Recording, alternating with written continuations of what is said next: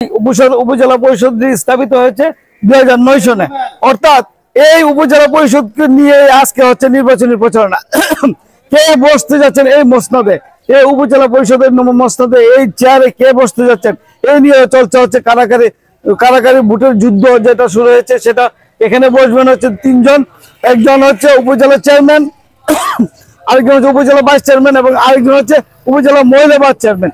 এই 3 জনকে নিয়ে যে কারাকারি চলতেছে এটাই হচ্ছে এই উপজেলা পরিষদকে নিয়ে।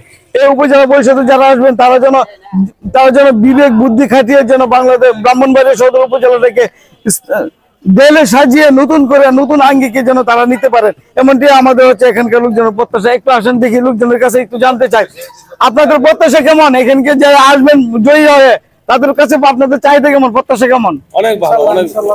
আপনারা কি চান তারা জনগণের উপকার করুক কেমন একজন প্রার্থী আসবে এখানে?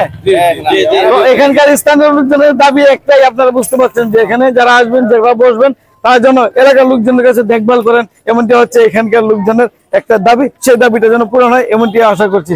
এ হচ্ছে স্থানীয় লোকজনের নেতৃবৃন্দ এবং উপজেলা পরিষদে যারা আছেন তারা কি মনে করেন আপনি পাস করবে? যারা জয়ী হবে তারা এখানে বসে কি করবে বলেন?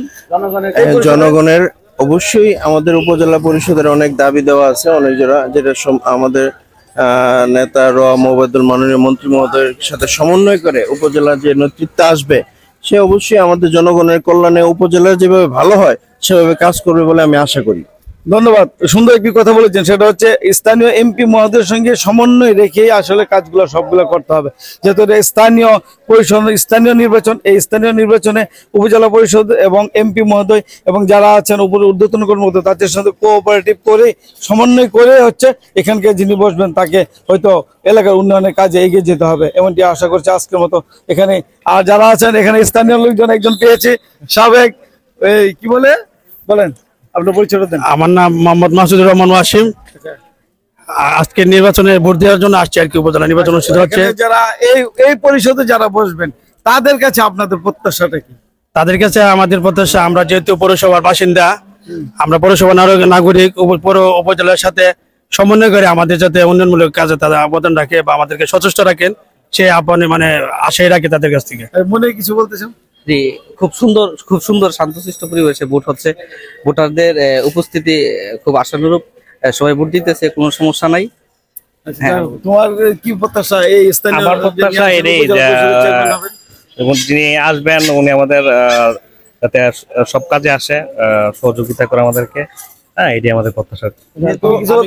কথা বলতে চাই, যেহেতু আমরা এই এলাকার বাসিন্দা এবং উপজেলা পরিষদটা আমাদের 1 নং ওয়ার্ডে আমাদের গ্রামে, কারণ আমরা এখানে বেশি অগ্রাধিকার পাবো। আমরা যদি চাই ওনার কাছ থেকে যে আসবে ওনার কাছ থেকে আমরা যদি আমাদের স্থানীয় গণ্যমান্য ব্যক্তিদেরকে ধরে সমন্বয় করে একটু বেশি কিছু আমাদের উপজেলা লেভেলে যে কাজগুলো আমরা বেশি করতে পারি সেখানে কিন্তু আমরা একটু বেনিফিট পাবো।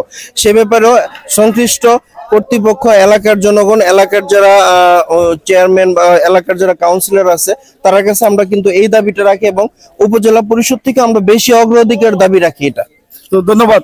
আপনারা হয়তো বুঝতে পারলেন যে আমাদের জনগণের চাহিদা শুধু একটাই, সেটা হচ্ছে যে যিনি এই মসনদে বসবেন তাকে যেন সৎ এবং নির্ভীক এবং নিষ্ঠাবান হয় এবং এলাকার লোকজনের সাথে যেন সমন্বয় করে যে উন্নয়নমূলক কাজ করা যায় তার সেদিকে যেন এগিয়ে যায় এবং দুর্নীতি মুক্ত যেন থাকে। এটি হচ্ছে আমাদের একমাত্র প্রত্যাশা। আর দুর্নীতি করে যেন দেশটাকে ছয়লাভ না করে। যিনি আসবেন তার কাছে একটাই প্রত্যাশা, আবার বলবো, দুর্নীতি মুক্ত হয়ে এই চেয়ারে যেন বসেন, এমনটি আশা করি আজকের মতো বিদায় নিচ্ছি। আল্লাহ হাফিজ।